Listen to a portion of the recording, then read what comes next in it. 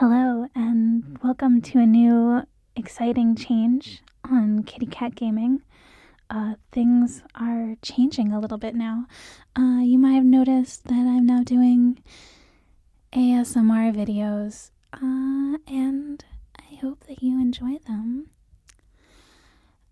So today I wanted to start off with a video that I actually really was looking forward to making for you.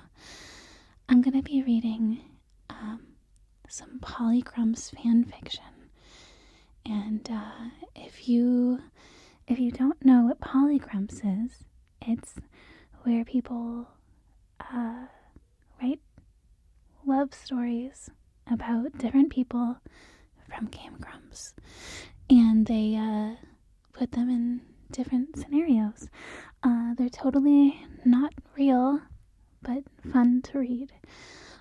So today's episode is called Stout Ninja Train, and it's written by Kensington. And this is from archive of our own.org. And the summary of this fanfiction says, Barry briefly stops in to say hi to Brian during Stout Train.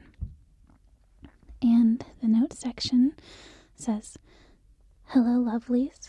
After watching Stout Train this year, I had a little plot bunny running around. Barry is drunk, and Brian can sometimes be a gentleman. Any and all comments are appreciated. Alright, so I'm going to go ahead and get started now. Professor Brian Wecht, Ph.D., does not tend to find himself with a lap full of person. Now sometimes he'll sit Audrey in his lap, commentating on the world around them and getting her to point out people and objects. Her vocabulary is always growing, and he couldn't be prouder. Right now, he does not have a full lap of Audrey.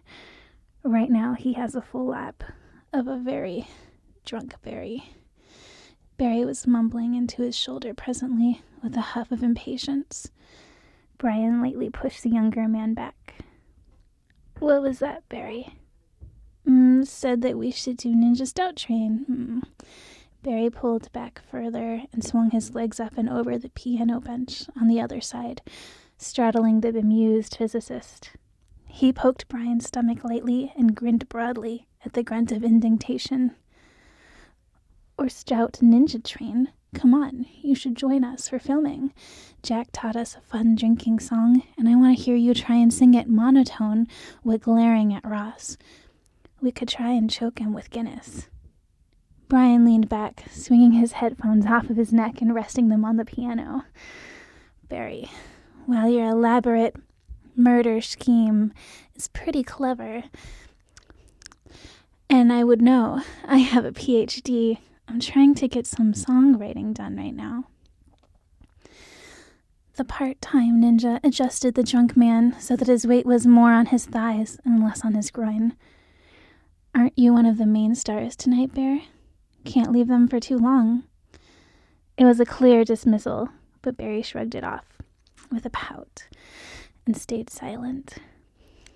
As the silence progressively stretched between them, Barry's pout became progressively more large and comical. He let out a huff and crossed his arms, no longer meeting Brian's eyes.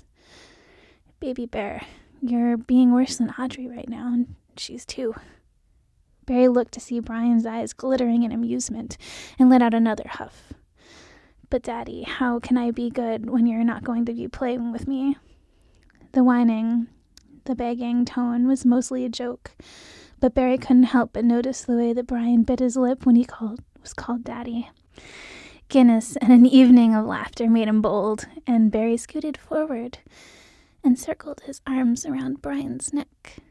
He leaned into Brian's neck and nuzzled them to the side. Please come play with me, Daddy.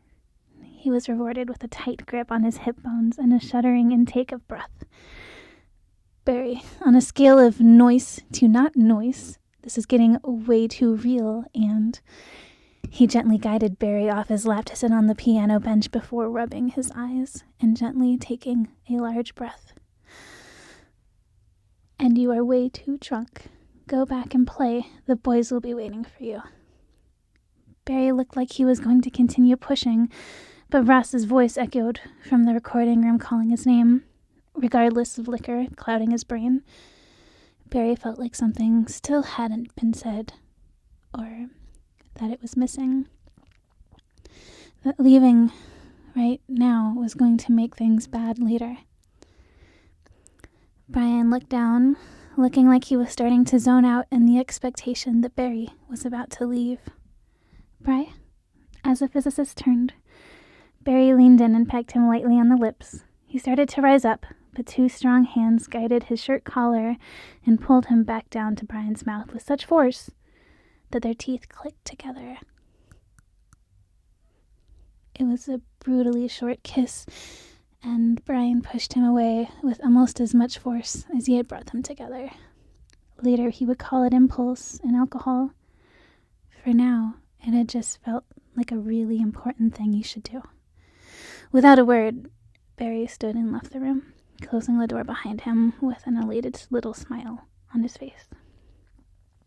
The others didn't ask where he had gone, and soon he was joking and singing with the rest of them. None of them noticed as Brian slipped out of the grump space later on. The ninja had some thinking to do. I hope you all enjoyed this Polygrumps reading.